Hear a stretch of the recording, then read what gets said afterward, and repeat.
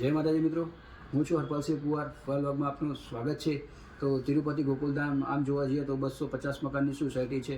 તો છેલ્લા 3 થી 4 વર્ષથી બહુ જ લોકો હેરાન થયા, બધા જ હેરાન થયા. મતલબ નગરપાલિકાએ ટોટલી રોડ તોડી નાખ્યા હતા. ગટર લાઈન આવી, પાણીની લાઈન આવી, ગેસ લાઈન આવી.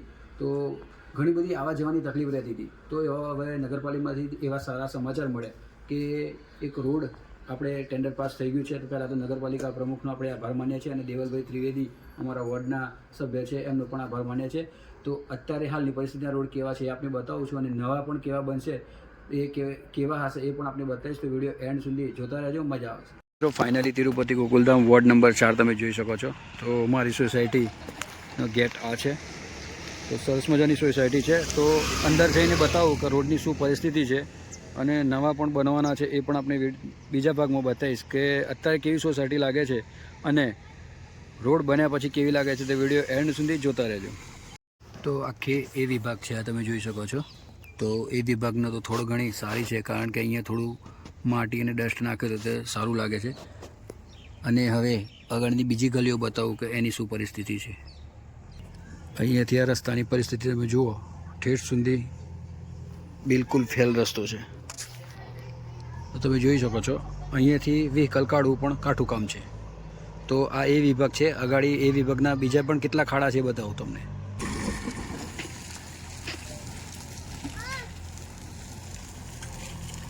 આ રોડની પરિસ્થિતિ તમે જુઓ, રોડ છે કે શું એ જ ખબર ના પડે. આ બધો આરસીસી રોડ જ હતો. રોડની પરિસ્થિતિ એટલી બધી ખરાબ છે કે વ્હીકલ ચલાવવાવાળાને પણ ઘણી બધી તકલીફ પડતી હોય છે. તમે જોઈ શકો છો. તો આખો એ વિભાગ છે. તો એ વિભાગની કઈ પરિસ્થિતિ છે એવું તમને બતાવું, અને આ બે છે, આ બી વિભાગ છે, એ પણ હું તમને બતાવું. તો મેન રસ્તાની પણ આ હાલત તમે જોઈ શકો છો કે અહીંયા વરસાદ હોય જે ચોમાસાની લીધે અહીંયાથી જવું હોય તો કઈ રીતે જવાય. આ તમને રોડ જેવું કંઈ લાગશે જ નહીં. તમે જુઓ છો અહીંયા. તો અહીંયાથી બી વિભાગ અહીંયાથી ચાલુ થશે. આ આખો બી વિભાગ છે. એ પણ આ બી વિભાગના કયા રોડ છે એ આપણે બતાવું છું. તો આ રીતની પરિસ્થિતિ તમે છે. તો આ બે વિભાગ છે. તો બી વિભાગમાં તમે જુઓ છો કે આ રોડ છે, આ જે બે બાજુ મકાન, આ મેન રોડ છે, આખો રોડ તોડી નાખેલો છે. હવે નવો જ બનવાનો છે, પણ આ તો એક વિડીયો એના માટે બન્યા છે કે અત્યારે કઈ પરિસ્થિતિ છે. બી વિભાગ છે. તો આની પણ હાલત તમે જુઓ છો. વચ્ચે ગટર લાઈન, ગેસ લાઈન, પાણીની લાઈન, બરાબર છે. ટોટલી લાઈન પાઇપલાઈન અંદર છે. તો આ બી એ વિભાગનો પૂરો થઈ ગયો. આ બી વિભાગ હું આના મનોજભાઈના મકાનની પાછળ પણ તમને બતાવું કે શું પરિસ્થિતિ છે. આ પણ એક આખો રોડ જ છે. તો રોડ તો તમને દેખાતો નથી, પણ એક ગટર લાઈન નાખેલી છે. બધા ઝાડ ઉગી ગયા છે. આ આખો એ વિભાગનો રસ્તો, અને અહીંયાથી બી વિભાગ, ફેઝ 2 અને સી વિભાગ એ બધા આ બાજુ છે. તો અગાડી વિડીયો આપણે તો બતાવું છું કે હવે પાછળના ભાગની બીની પરિસ્થિતિ શું છે.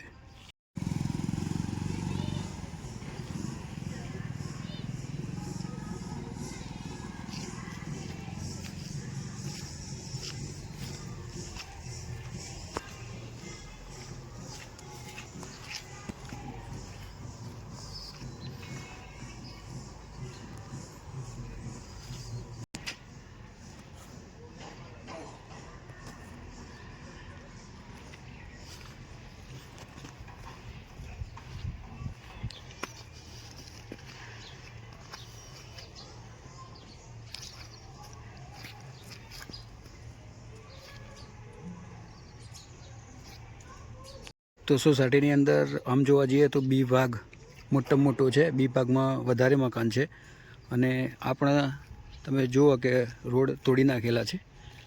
આખી સોસાયટીની પરિસ્થિતિ આ જ છે. આ પણ બી વિભાગનો ભાગ છે.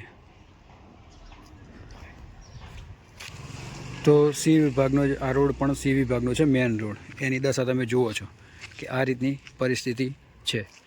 તો હવે સીના બીજા ભાગ થોડા છે એ બતાવું, અને બીના ભાગ, આ આખો બી વિભાગ, સોસાયટીના બી વિભાગની પણ આ જ પરિસ્થિતિ છે.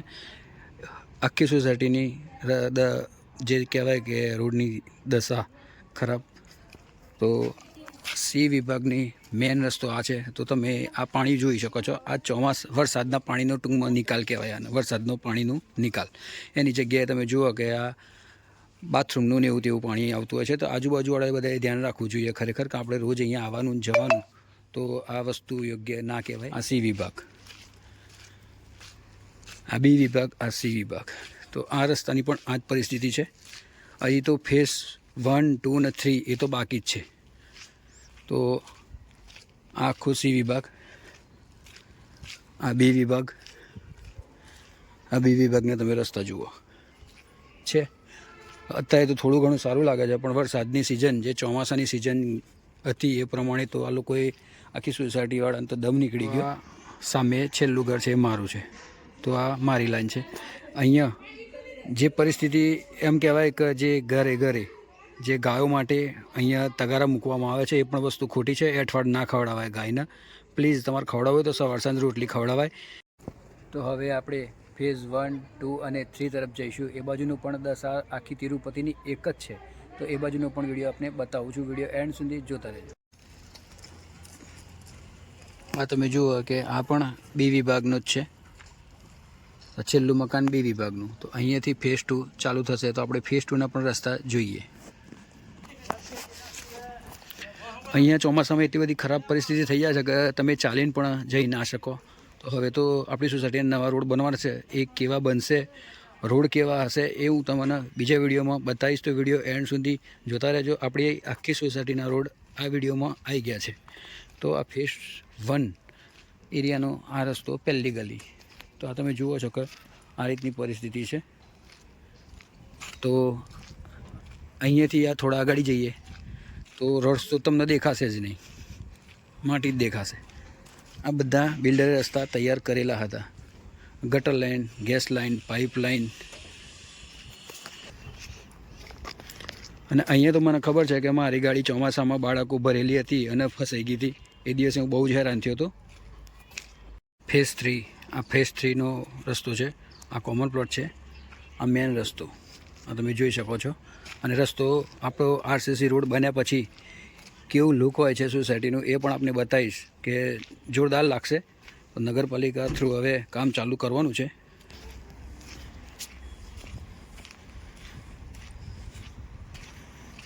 આ જે તે મકાન બિલ્ડરોએ બનાવતા રહી છે એના પણ રસ્તા આ રીતના જ છે, કંઈ બિલકુલ તોડેલા.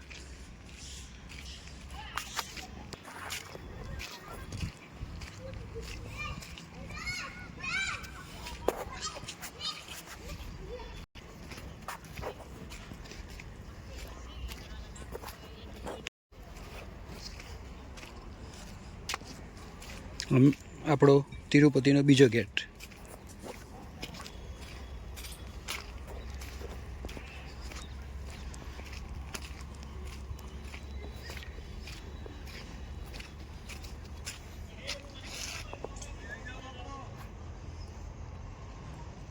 મારી સોસાયટીનો જે તિરુપતિ ગેટ છે ને, જે પાછળનો જે ડુંગરવાળા રોડનો, ત્યાં સરસ મજાનું આ કોમન પ્લોટ છે. તો એક જ કોમન પ્લોટ એવો છે અહીંયા કે સરસ મજાનો અહીંયા જોવા જઈએ તો જામફળ છે, કેળ છે, પપૈયા છે, એ બધું અહીંયા વાયેલું છે. તો આવા જ કોમન પ્લોટ જો બધા થઈ જાય તો બહુ મજા આવે. એના માટે કેવું છે કે આપણે થોડી ઘણી એકબીજાના આશરો લઈ અને જો આ કામ કરીએ, જો ફૂલ છોડ પણ બધા છે તો ખરેખર મજા આવે. તો અહીંયા મને એવું લાગે છે કે હીરાલાલભાઈ કરીને છે એમને આ બધું વિકસાવ્યું છે. તો સરસ મજાની અહીં બેસવાની પણ મજા આવી છે. તમે જુઓ છો સામે જામફળ પણ છે. તો સરસ વાતાવરણ છે. તો આપણે અહીંયા હીરાલાલભાઈ બેઠેલા છે, એમની જોડે પણ થોડી વાત કરીશું કે એમનું શું કહેવું થાય છે. અને પપૈયા પણ અહીંયા છે, કેળ પણ મસ્ત વાયેલી છે. તો તમારે બધાને જો અહીંયા બેસવા આવવું હોય, જો પિકનિક જેવું કરવું હોય, નાસ્તો વાસ્તો કરવો હોય, બેસવા માટે સરસ મજાની એક જગ્યા છે. અહીંયા સરસ મજાનો ચબૂતરો પણ લગાવ્યો છે કે જેથી કરીને પક્ષીઓ આવે તો અહીંયા રોજ ચણ નખાતું હોય છે. પાણીની પણ સુવિધા છે અને ફ્રૂટ પણ છે, એટલે પક્ષીઓને પણ અહીંયા સારું લાગે. તો અહીંયા આપણે હીરાલાલભાઈ બેઠેલા છે, એમની જોડે થોડી વાત કરીશું કે એમને વિકસાવ્યો તો આ કેટલા ટાઈમથી એમને આ ગાર્ડન સાફ સફાઈ કરી અને એટલા બધા ફ્રૂટ લાવ્યા, તો ક્યાંથી લાવ્યા અને શું કર્યું? કેમ છે? મજામાં? મજામાં છે. તો આ તમે કેટલા ટાઈમથી આ કોમન પર તમે આ બધું કામકાજ ચાલુ કર્યું, અત્યારે આટલા મોટા છોડ થઈ ગયા? સર હું અહીં રહેવા આવ્યો, મને એમ લાગ્યું આ સોસાયટીને કોમન પડ્યો છે, ખાલી છે, એટલે મેં છોડ વોડ લાઈન બધા લગાવ્યા છે. એટલે બધું કોઈ સોસાયટી વાળા વ્યક્તિ મને ઓમ નહીં કીધું કે ભાઈ આ કેમ ઓમ કરો છો, પણ હું મારી ઈચ્છા પર અનુસાર મેં સારું કર્યું છે. એટલે બધાને ગમે છે અને સારું છે. બધા 5 વ્યક્તિ આવે, 5 મિનિટ બેસે, વિચાર ના તો સોસાયટી વાળાનો પણ તમને સારો સાથ છે કે આ ગાર્ડન તમે કર્યું, આ બધું ગાર્ડન કર્યું તમે, બરોબર? તો કોઈ કર્યું ઓબ્જેક્શન નથી કે આ કેમ કર્યું એમ? વિશેષણ તો કોઈ નહીં કર્યું. હા મને કે સારું કર્યું છે, હા, હા. બધા કે સારું જ કર્યું છે. વિશેષણ કોઈ ઉઠાવ્યો નથી.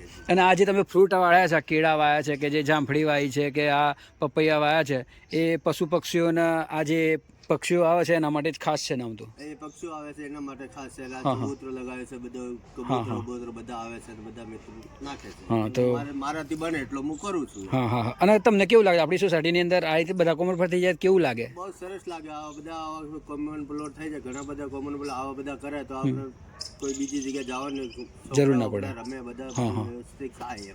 તો મિત્રો સિઝન વગર અત્યારે આપણને એમના તમે જુઓ કે કોમલ પ્લોટમાં પતરેલાના પાના વાયા હતા, એ પણ આપણને આલ્યા, અને આ પપૈયું પણ આલ્યું. તો આખી સોસાયટીના રોડ મેં તમને બતાવ્યા, બરાબર છે, કે જે બિલકુલ ખરાબ હાલતમાં હતા. હવે કંઈક સોમવારથી કામ ચાલુ થવાનું છે રોડનું, તો નવો રોડ બની જાય પછી પણ એક વિડીયો આપણી સોસાયટીમાં મૂકીશું કે અત્યારે કેવી હાલત છે, અને નવું બન્યા પછી કેટલા મસ્ત મકાનો પણ લાગે છે અને રોડ પણ લાગે છે. તો આ વિડીયો અહીંયા સમાપ્ત કરીએ છીએ, અને આવા વિડીયો જોવા માટે ચેનલ પર ન હોય તો સબસ્ક્રાઈબ કરો, લાઈક કરો અને શેર કરો. નવા વિડીયોમાં ફરીથી મળીશું. જય માતાજી.